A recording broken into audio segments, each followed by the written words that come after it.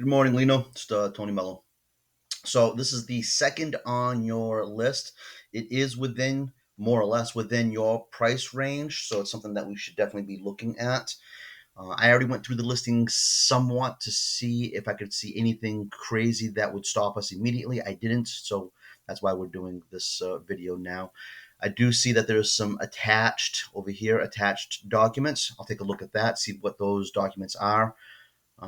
There's an open house. I haven't looked at that yet, but I will. $510,000, almost an acre, 3 bedroom, one full bathroom, one fireplace. I didn't read through this entire thing because most of it sometimes is just they're selling you the property.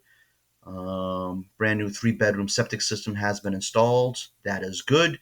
1,500 square feet. Additional space in barn breezeway was used as living space and is not included in living space. Was used as living space and is not included in living space. Okay, doesn't make sense to me, but I think that they didn't include it. So that 1,500 is not including this little section of the house. That's just this. We'll find out when we get there. Uh, Front door is a little funky. Figure out how to get to the key. That's no problem. More of the standard stuff. Contracts for deed. It is city town water. Septic, it's private septic, passed. So that again is good. Oil heat. Floodplain. I will check to see if it is in the floodplain. If they're saying it is, it probably is. So you'll need flood insurance on top of your regular insurance. Water damage in the interior of the home. Buyer and buyer agent to verify all information herein. Home being sold as is and is in a trust managed by Rockland Trust. Make offers good for 7 days. So if we make an offer, usually it's 24 hours later, we're looking for an answer for them to say yes or no. Here they're telling us it needs to go back to a board of people in a company, bank, and it's going to take them 7 days to make that decision. So we have to give them 7 days. Sale is subject to a vote, blah, blah, blah, blah, blah, blah, blah. Sale is subject to fiduciary's duty to accept a higher offer if received before closing. So the problem with that is, you put your offer in, they go, yep, okay, we're good. Now you're spending money moving forward to a closing, and if they get a higher offer the day before closing, in theory, depending on how this is written, they can say, "Oh, stop! You offered me 500, but this one's offering me 520. We're going to go with these people." So that is obviously a problem because by that time you've already spent money on an appraiser, you've already spent money on a home inspector, you've devoted time and effort to buying this house. So we'll have to, if we get to that point, we'll have to review the paperwork, whatever purchase and sales agreement they put together, how it's written, so that it protects you as much as possible. But we can, like I said, once we get there, if we get there, we will look at that. Ray Severance just sent us the pre-approval with the new price, so I haven't seen that yet, but I will in a second after this. The key thing. Okay, so let's start with open house. If I can get my mouse to do it. June 14th. Today is the 12th and the 15th, so probably a Saturday, Sunday, Friday, Saturday. We'll keep that in mind. I will compare that to your schedule, what you're available. I think you said any day, all day on weekends, so that might work out. Maybe we'll do a Saturday and blast out as many as we can on the same day.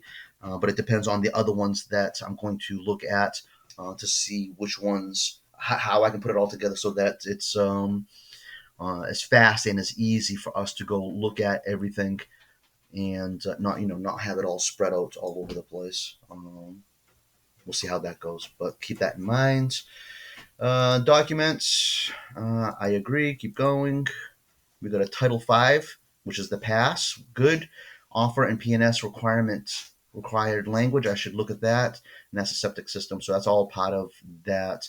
I will look at this. I'm not going to do it in part of this video. I will look at this afterwards, and then I'll text you what I found in that to see how that PNS required language is,